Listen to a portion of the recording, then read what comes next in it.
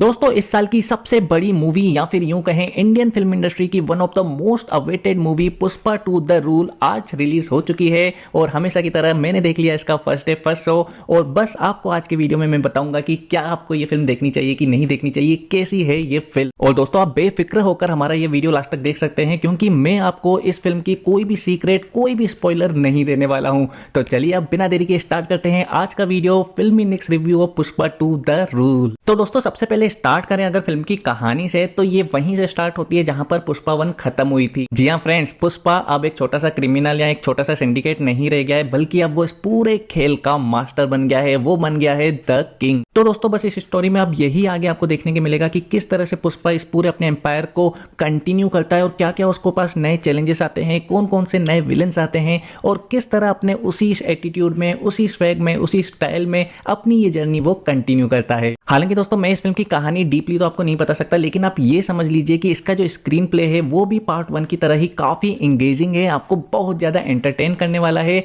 और 3 घंटे 20 मिनट लंबी ये मूवी है। कोई भी सुन के हैरान रह जाएगा कि यार इतना लंबा हम बोर तो नहीं हो जाएंगे, लेकिन नहीं फ्रेंड्स, बिल्कुल आप बोर नहीं होंगे। ये फिल्म आपको बांधे रखती है। फर्स्ट हाफ तो इसका बहुत ही जबरदस्त है, मतलब आपको वही अल्लू अर्जुन का स्वैग, उनका स्टाइल, उनका जो वो ऑरा है वो पूरा आपको देखने को मिलेगा। और कैसे फर्स्ट हाफ हो जाता है आपको पता ही नहीं चलता।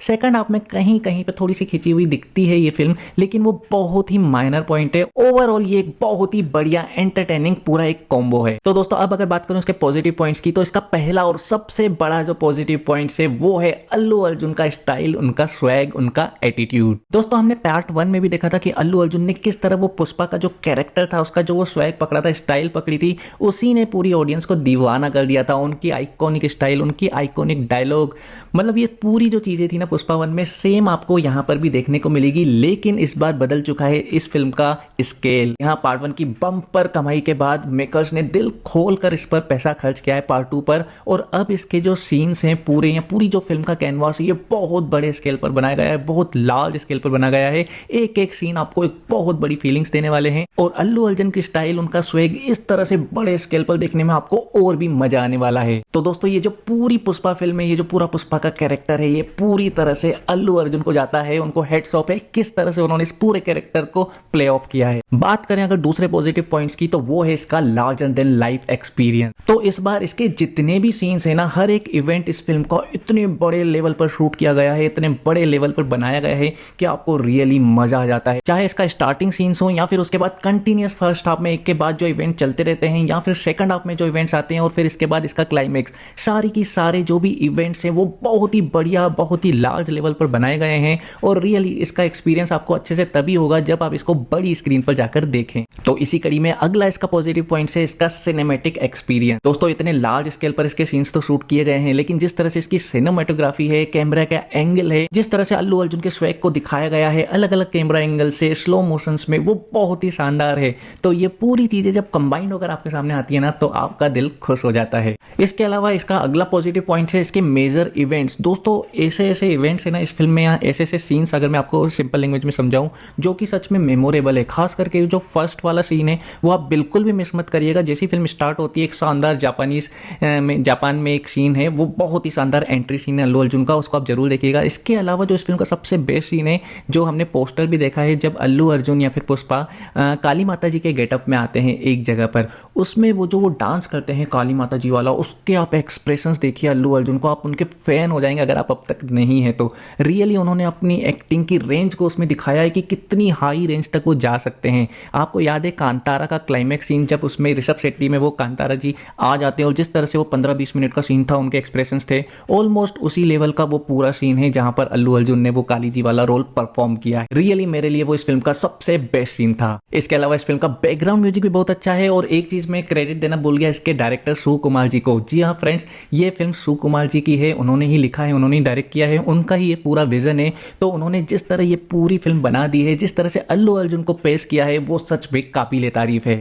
और दोस्तों last but not the least इसका जो पॉजिटिव पॉइंट है वो है फहाद फाजिल। दोस्तों पहले पार्ट में ही आपने देखा था, जब लास्ट के आधे घंटे में वो शेखावत के कैरेक्टर में आते हैं, तो उन्होंने इस फिल्म को क्या कर दिया था, पूरा पलट दिया था इस फिल्म को। तो इस बार वो एकदम रिवेंज मोड में है। उनकी जो बेइज्जती हुई थी फर्स्ट पार्ट में, उसका वो बदला लेना ही है, उनको पुष्पा से, और किस तरह से उनका और पुष्पा का क्लेश होता है, कैसे माइंड गेम होते हैं, वो आपको देखने में बड़ा मजा आएगा। और यार फहद फाजिल जब भी आते हैं ना तो मजा आ जाता है। एकदम साइको टाइप का कैरेक्टर उन्होंने किया है और ये कैरेक्टर उन पर एकदम शूट हो रहा है। तो यार इतनी सारी पॉजिटिव पॉइंट्स के बाद आपको लगेगा क्या कुछ भी इसमें खराब नहीं है? नहीं नहीं, छोटी मोटी चीजें हैं नेगेटिव्स जो मैं आपको बताता हूँ। सबसे बड़ा नेगेटिव पॉइंट है इस फिल्म के सॉन्ग्स। दोस्तों जहां पार्ट 1 के सभी सॉन्ग्स काफी अच्छे थे, काफी सुपर हिट हुए थे, लेकिन इस बार के सॉन्ग्स बहुत ही ज्यादा एवरेज हैं। आपको बिल्कुल भी मजा नहीं आएगा।